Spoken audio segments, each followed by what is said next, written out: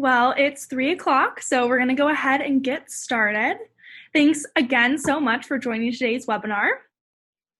Today we'll be featuring Greg Toppo discussing great game-based learning in the classroom.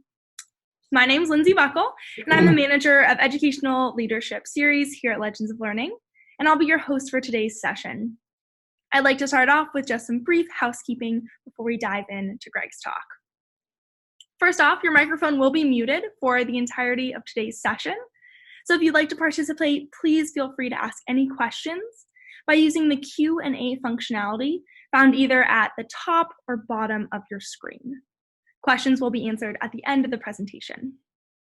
If you'd like a certificate acknowledging your attendance on this presentation, feel free to email me at legendsoflearning.com.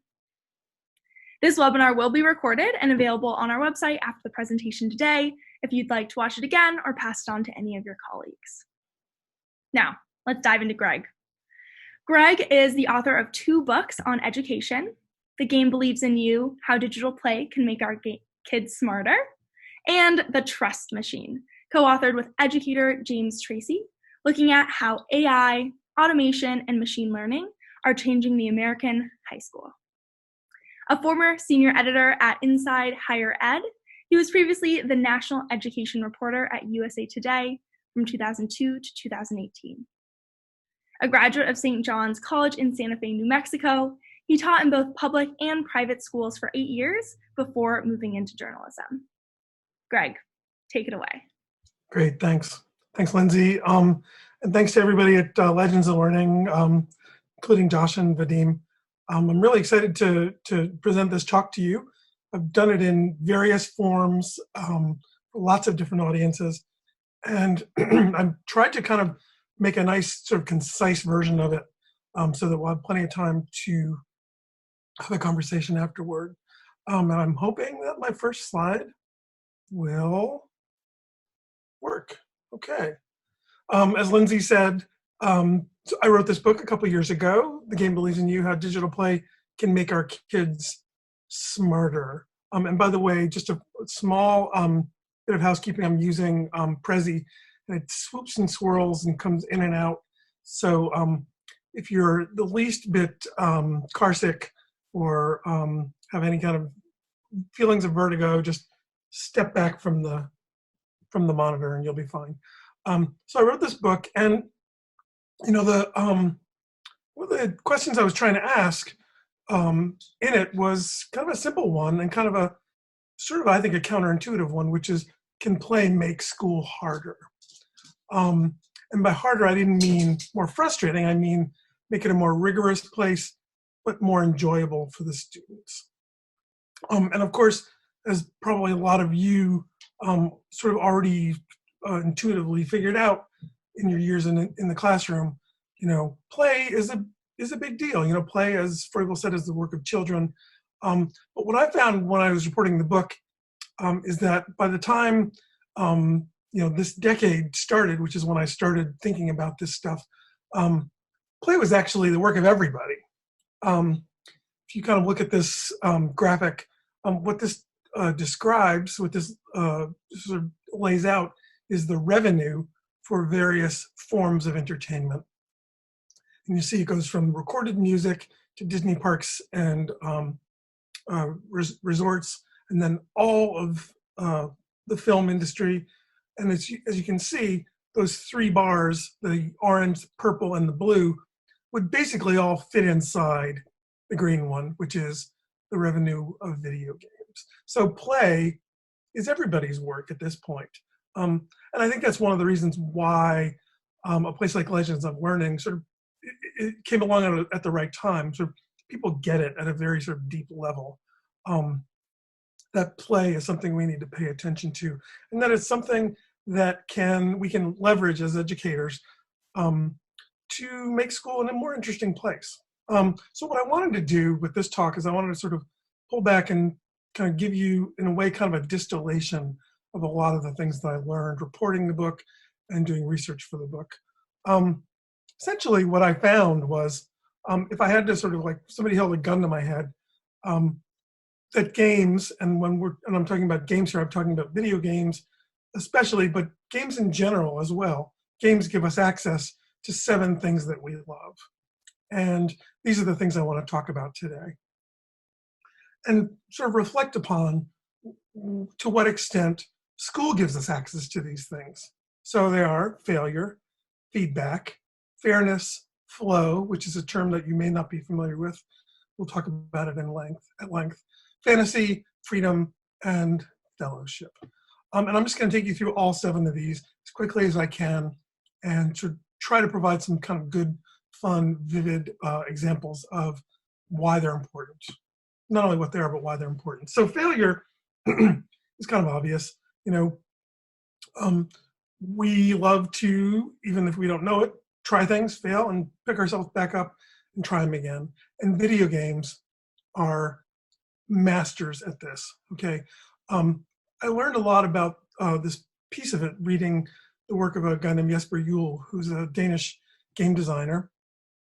And basically, his kind of real basic lesson is this. He talks about disliking failing in games, but disliking not failing even more.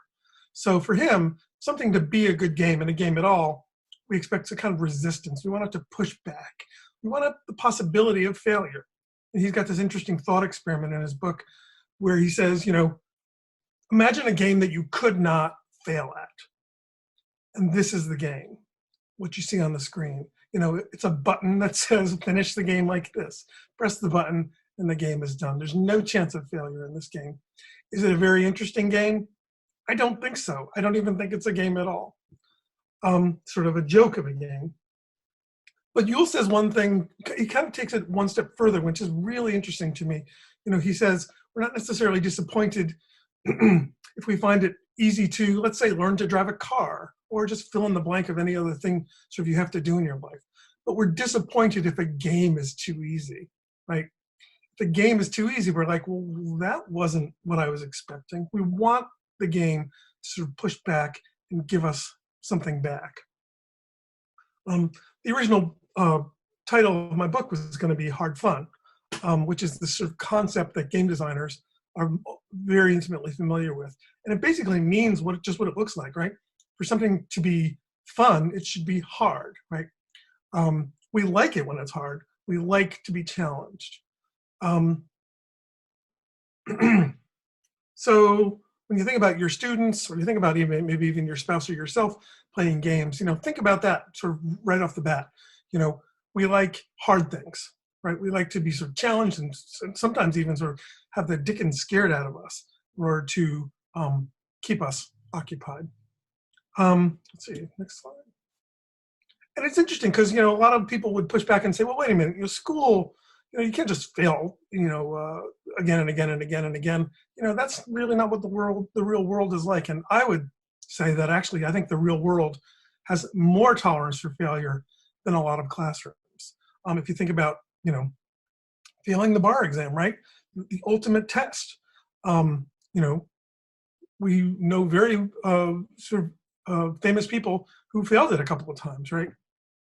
The person on the right, if you don't know, is the former mayor of Los Angeles. Lots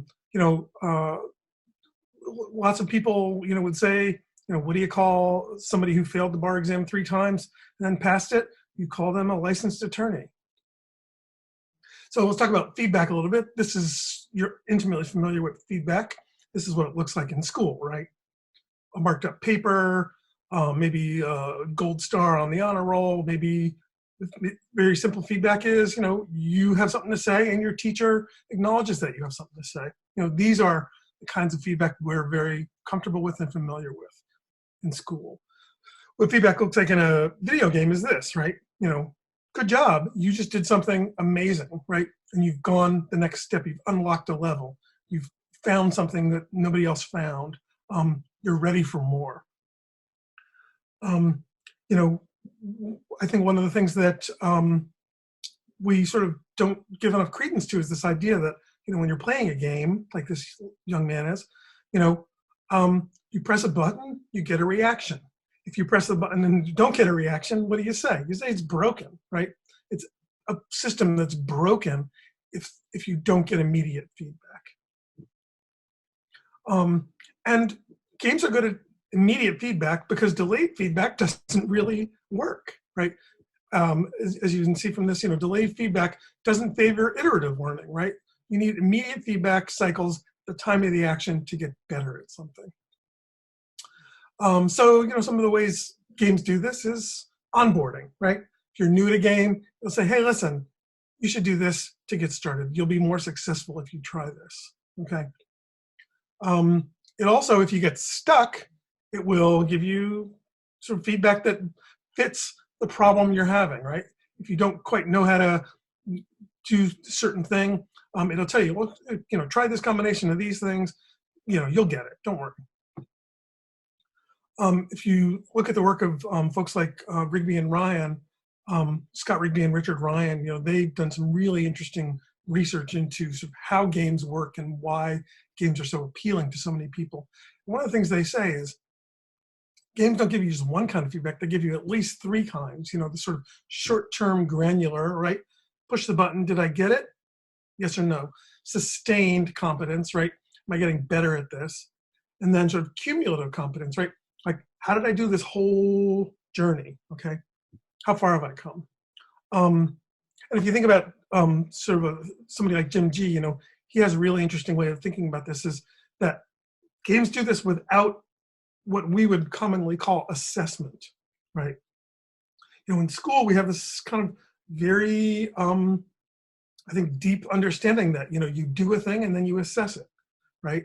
And what games have mastered is, no, you are assessed while you're doing the thing, right? And his sort of famous line is that if you make it through every level of Halo, which is a sort of very well-known first-person shooter game, do you really need to give me a test to see if I know everything it takes to get through every level of Halo, right? The game, in a way, is the assessment. Interesting kind of non-game application of this. If you've never seen this short YouTube video, I would recommend it if you have some spare time after this. It's called Austin's Butterfly, and really, really lovely, very kind of beautifully done 6-minute video, 6.5-minute video, where this young boy, first grader, wants to draw a butterfly. And as you can see, sort of the various iterations of it, the way he got from 1 to 6 is basically by getting his friends to give him as precise a kind of feedback as they possibly could. And you can see he quickly went from being a sort of rank amateur to being pretty good at drawing this butterfly. I don't think he actually traced it. And so this is, if you compare Austin's Butterfly to the real thing, it's pretty good. So number 3, I want to talk about fairness, and this is Yule again, who talks about how games are designed such that they give us a fair chance, whereas the regular world makes no such promises. And this may actually be the most important part of it, the fairness aspect of games. We think about games as being designed experiences, right? That's kind of easy to figure out. They seem like designed experiences, but so is school. Like, school is an experience that was built a certain way by certain kinds of people, right? It's a designed experience, just like a game. So the question is, when things go wrong, when students don't succeed, if the system fails, whose responsibility is that? And what we tend to do as educators and as parents, we tend to put a lot of the burden for that on the student, right? We say, well, this student didn't do well on such and such an assignment or a test, or even in a course, because of these sort of likely stories. And I'm not minimizing what these stories are.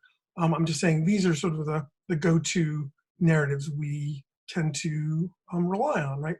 Their parents are fighting. Their media habits are pretty lousy. They're maybe not getting enough to eat or getting good nutrition.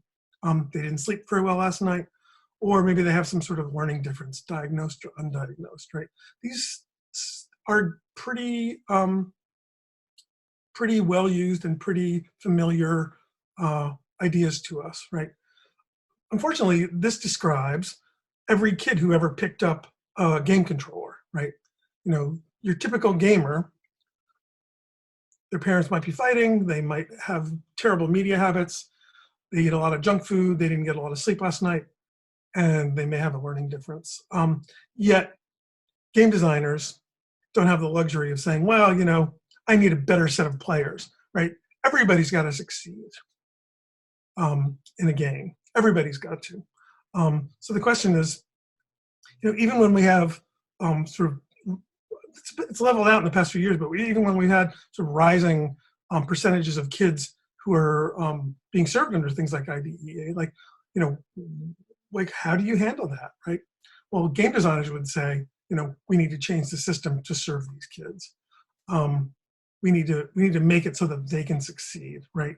So when you think about it, like there's no such thing as Minecraft ADHD, right? There's not an ADHD version of Minecraft.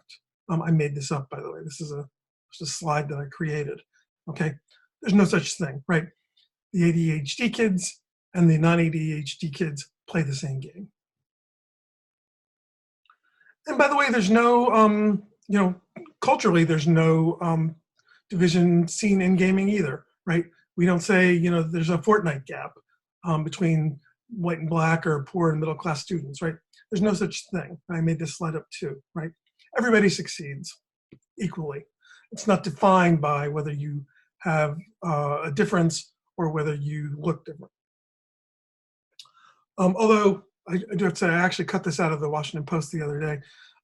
There are people who are now relying on tutors to help their kids who are struggling at competitive games. So maybe there are differences that some parents are worried about. I want to talk a little bit about flow. And flow is a concept that a lot of you might not be familiar with. The other word for it is optimal experience. And it's this idea that if you're doing certain things in a certain way, you get into this zone that's halfway between boredom and anxiety, where your skills match up perfectly with the difficulty level, okay? And actually, and as things get more difficult, your skills get better. So you sort of go along in this sort of growing flow state, right? And this is probably about 40, maybe almost a 50-year-old idea from Mihai Csikszentmihalyi. He's now at Claremont Graduate University. I think he was at the University of Pennsylvania when he developed this idea. And the idea is, that being completely involved in something for its own sake, when you're in that state, the ego falls away. He came up with this idea.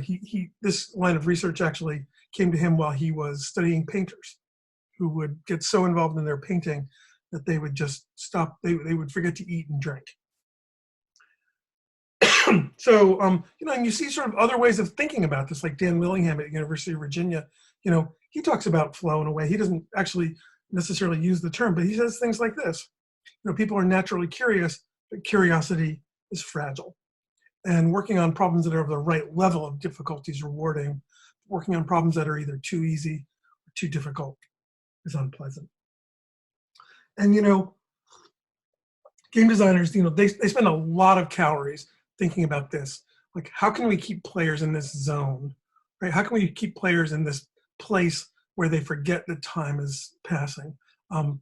Often you will hear, if you read a lot of game theory, you'll hear game designers talk about something called the magic circle. And I want to explore that for just a second with you.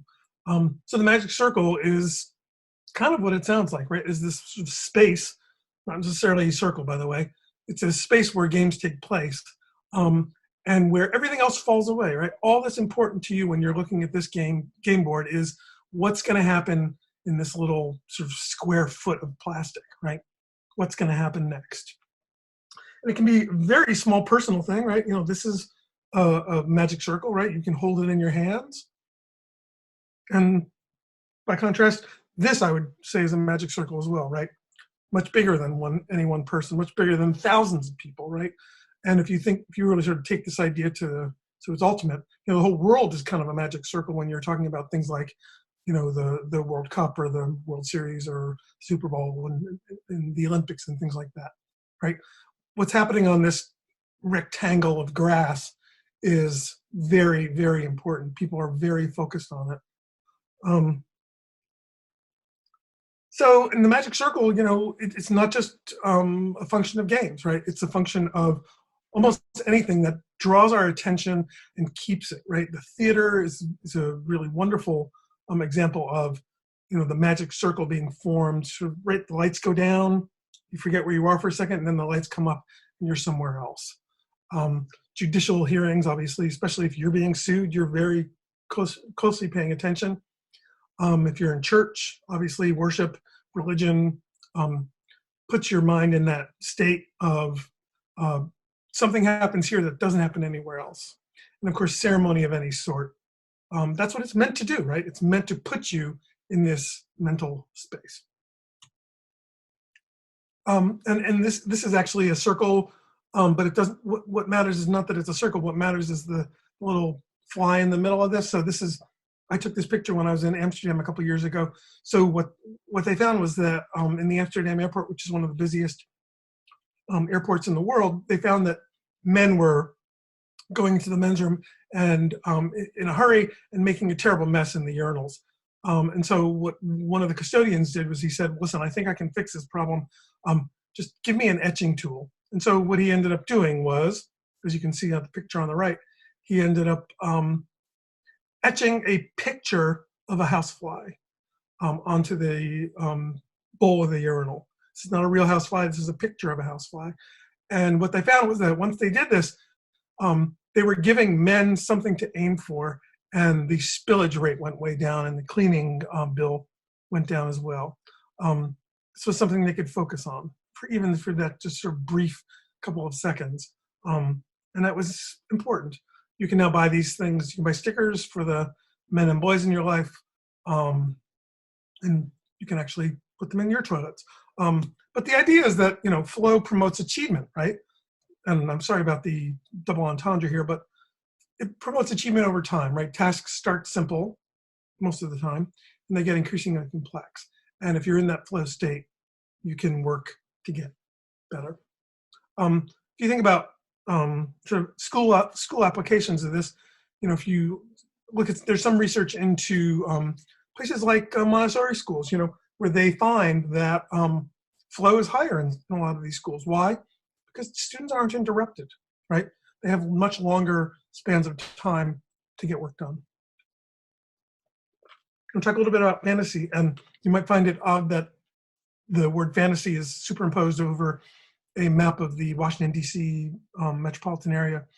But this is how I came to this idea that games promote fantasy. And it's sort of an unusual story. So when I first started working at USA Today in 2002, before I even got the job, I went to some sort of MapQuest early program, and I just typed in the two addresses, my home and my work. And what I found was that, 38.1 miles, could do that in 46 minutes, not a problem. And of course, the reality, if any of you are either from or familiar with the DC area, is that the highway that about half of this journey took place on was the Washington Beltway. And this is what the Washington Beltway looks like much of the time.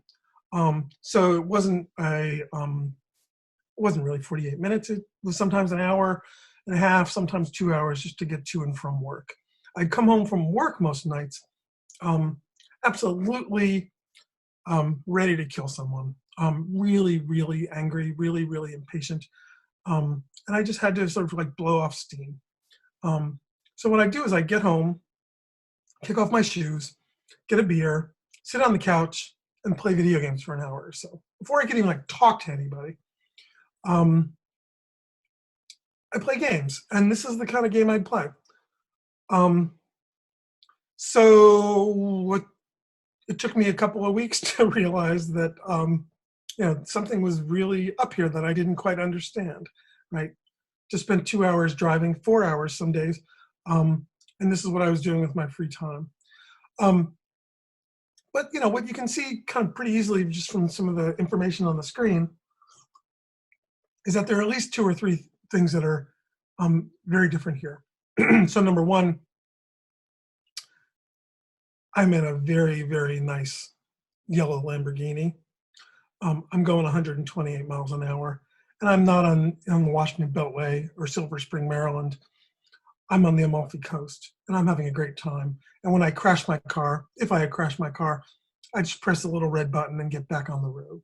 So it's a different kind of experience. It may look like driving, but it's really different. Okay, so it's sort of driving in quotes, right? The word is even actually, I don't know, not even sort of adequate to the task, right? What I just kind of call it is sort of this aspirational version of reality, right? You may be a motorcycle, you may have a motorcycle license, but you rarely do something like this. So that's important. It's important, and I think gamers realize this very quickly, and it becomes a really big part of their world. Fantasy, stepping into someone else's shoes, becomes a very big part of their world. We only have a couple more here. Freedom, and when I say freedom, I mean freedom to choose, right? The great game designer Sid Meier, who came up with some of the sort of the most important games of the century. He used to say, that a game is just a series of interesting choices, right? And what he and a lot of game designers realized was that what they were really at, the business they were in, and I would say like the business that something like Legends of Learning is actually in, when you sort of step back, is this. It's self-determination theory, right? Sort of self-determination 101, right? You give people autonomy, you give people a sense that they're good at something, and then you give them a sort of a connectedness, a way to share it with each other, and they will do great things, right? You let them choose their way of getting from point A to point B. They'll get good at something, and they'll want to share it with each other. And that's actually the last piece of it, which is fellowship, seventh F. By the way, a friend of mine called this 7 F words you can use in school. Fellowship is the sense that we can do things together, we can share experiences, we can revel in them, right? We understand this sort of very deeply in places like this, right? We understand that fellowship is basically sort of the reason why we suffer so badly for things like football and baseball and basketball and soccer and hockey and all these things, because we can share it with one another, right? We can sort of celebrate when things are good, and we can, commiserate together when things are very bad, right? We get this very deeply. And I think that's something that we don't think about very as much in school. And by the way, sometimes the fellowship is very, very deep. And people who start by playing games end up being married. So those are the 7 things. I want to talk for just like 2 more minutes about sort of ways to think about giving kids access to them in the classroom, okay? So if we're in our classrooms, like, what is that going to look like? Like, how can you apply some of these ideas? So I'm just going to ask 7 questions, and we can talk about them if you like. But failure, like, can students try again until they succeed? Like, what is the classroom's orientation to failure? Do you have 1 chance? Do you have 2 chances? Do you have more than 2? What's your orientation to it? Feedback. What's the feedback like? Is it immediate? Is it iterative? That is, can you make mistakes and come back with a better idea? Fairness. Do students sense that the system works for them, right? Do they get this idea that the system is on their side? Flow. Do students lose themselves in the work, right? They may have all these other 3 things going for them, but do they lose themselves? Do they forget that time is passing? If not, why not?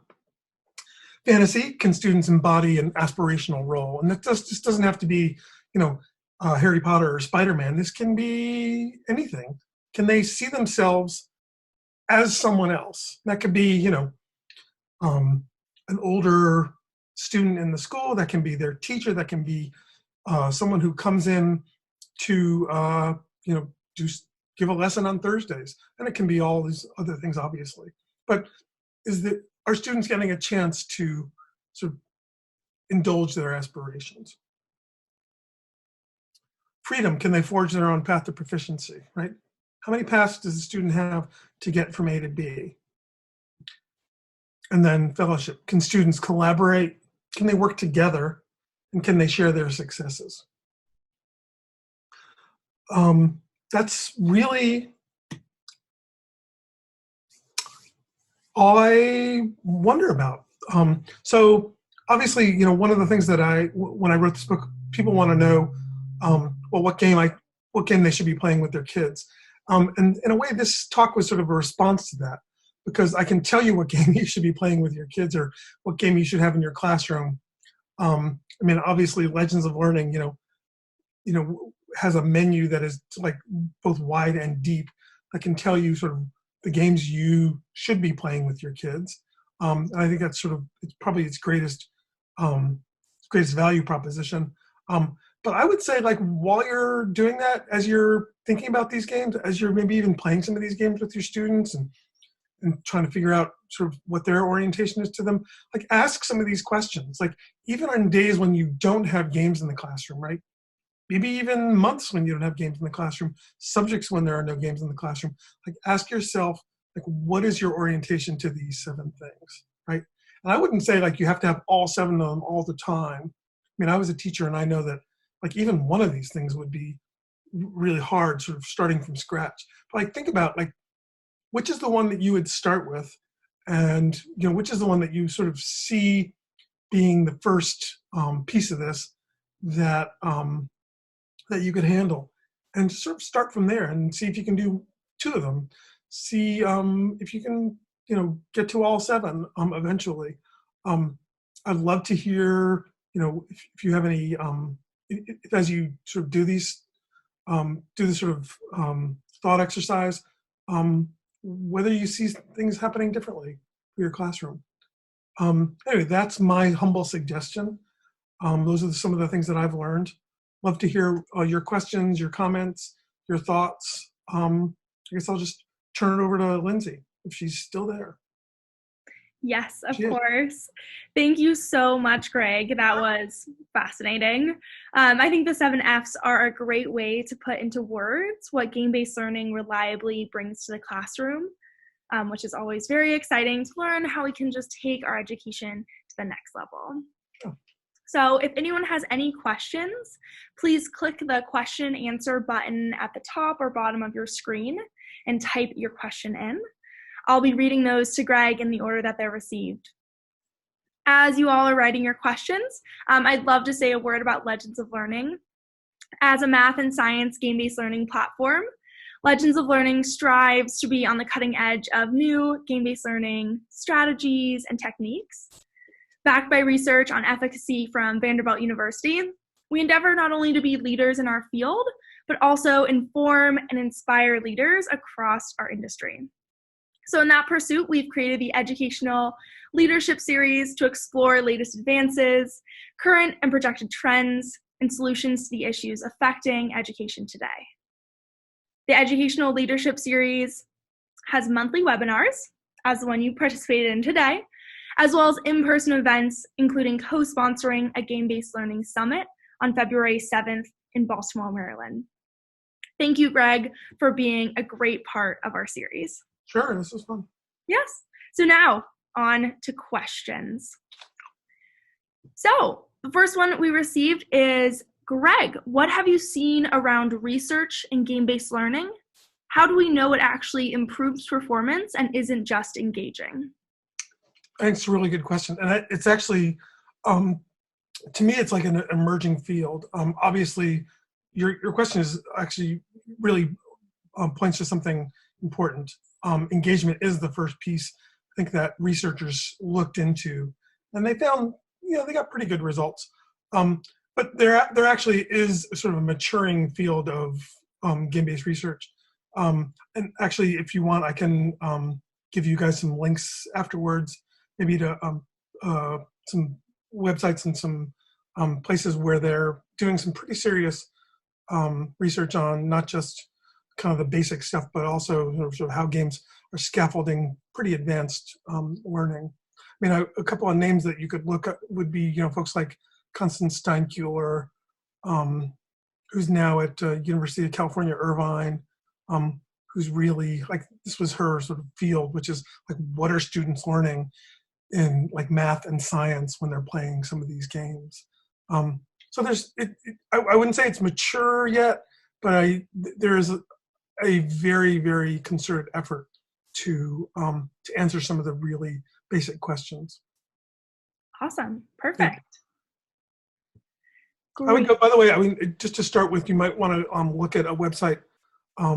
There's an organization called, it's got a funny name, called HEVGA, and it's HEVGA, and it stands for the Higher Education Video Game Alliance.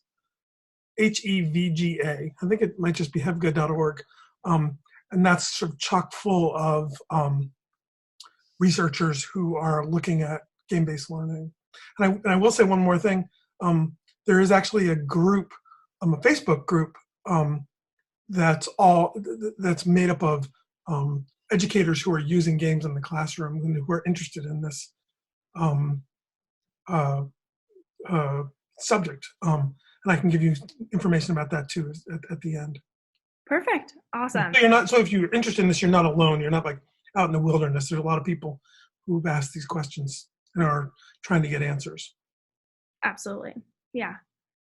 Great. So next we have, how should we think about screen time? How much is good and bad? And is there any data surrounding this? Yeah. So my take on screen time is I kind of have a take that not a lot of people share. And my take is that time as a measure is not a good one. The concept of screen time, I mean, I'm in my 50s, so I'm a baby boomer. I grew up, the screen that I grew up with, and I'm sure a lot of you grew up with, or at least some of you, was TV, right? And so the idea of screen time is, in a way, kind of a relic or maybe a sort of a way to understand what was happening then, which was our parents really had very little control over what was on the screen. So the only variable they could apply to this situation was time, right? More TV, less TV, more screen, less screen. I think what we have now is much, much greater variability. Even, by the way, on TV. I mean, when we were kids, it was like 90% absolute junk. So time was a perfect way to understand like how much sort of exposure to this radioactive thing we could take. But now even TV, I don't think you'd measure whether the experience by time. You'd measure it by quality, right? You say, certain shows are binge worthy, right? Binge watching, right? Well, that's I wouldn't call it a medical term, but that's like that's a term that describes sort of like a psychological state, right? And nobody really worries about like somebody binging TV. Why? Because it's good. Well, one hopes it's good. So I actually, the metaphor that I would use to maybe better describe the way we should understand this would be like more of like a nutrition or a food metaphor. If you think about like the new like the nutritional standards, they moved away from the pyramid, and it's now like a plate, right? It's what's on your plate and the percentage, there's like broccoli over here and it should be half, and meat over here and whatever. I would think of it like that. Like, think about your media diet and how much of it is, the Real Housewives of Orlando, and how much of it is something really good. And I hope you don't think the Real Housewives of Orlando is good. Actually, I speak from no experience at all. I've never watched it, but I'm using it as sort of a punching bag. There's actually really some really interesting researchers who are actually doing some fascinating work in something that's literally called digital nutrition.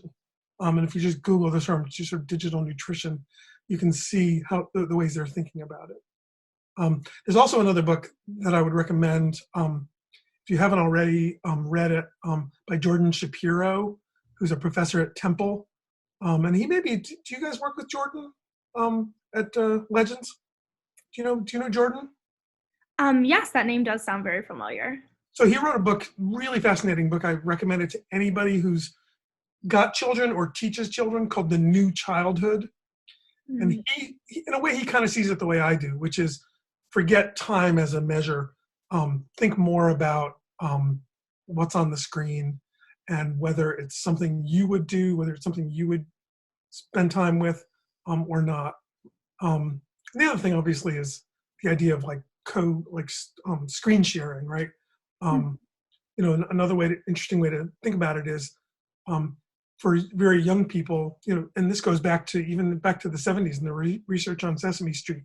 What they found very early on was that students, or well, I guess you call them students, the viewers, the little preschoolers watching Sesame Street, got more out of it and retained more if they were watching with someone who could sort of help reflect on what was going on, right, and ask a question, right? You've seen pineapples. What letter does pineapple begin with? And so the idea of co-viewing, I think you can now sort of translate into like, co-playing, or just like experiencing things on the screen with a young person. As Absolutely, you can see, yeah. I have a lot to say about this, and um, none of it what you'd imagine. But I do think, obviously, time is important in one way. Um, we don't have infinite time in our lives, and if a kid has, things he needs to do and is not getting any sleep, then it's a problem. And I would never say and I want to be careful here. I would never say to like parents, like you have no, you don't have permission to cut down on how much time a kid spends on a screen. But I would say, think about it with a few more variables than just time. How's that? Yes, So, great. okay. Perfect. So our next question is, what's an easy way for me to implement this in my classroom tomorrow? I don't think there's an easy way. It's I think it's really hard, actually. I would say, the easy way is kind of what I alluded to before without using the word easy. I guess, say, like, think about these 7 things and just think about like the one maybe you're farthest along on, right? Like, for instance, like the last one is kind of in a way the easiest one, fellowship. Like, can students like work together? Like, what does your classroom look like in terms of like giving students the chance to work together, right? And if they can already do that, if they can already like freely share how they do things and like how the system works and how they're feeling about things, then I would say, okay, scratch number 7 off your list and go on to another one. But I would maybe the easy way is to start with the easiest one. How's that? Mm-hmm. Yeah. Like start with the one that you have the greatest access to now. Listen, this 1 through 7, the only reason they're in the order they are is because I thought, got to start with failure, got to start with your orientation to failure. But you can put them in any order you want, and start, like easiest to hardest, or hardest to easiest, or most fun to most slavish. Do it however you want. And actually, it's interesting because maybe another way to do it would be like, which is the hardest one, which is the one that's the biggest challenge. Maybe start with that one. Yeah. I don't know. I actually would open that up to the floor and see if people have thoughts on that, because I think it's a really cool question. Absolutely. So while people are kind of chatting in about that one, we do have a great comment here. Yeah, go ahead. I loved your book and used it quite extensively in my thesis on the use of games and gamification in the world language classroom. Oh, great. I have now become someone who people come to with questions and who want to start utilizing these elements in their classrooms. Outside of using the 7 Fs, what kind of onboarding would you suggest for them? There's nothing outside the 7 Fs. That's like the whole thing.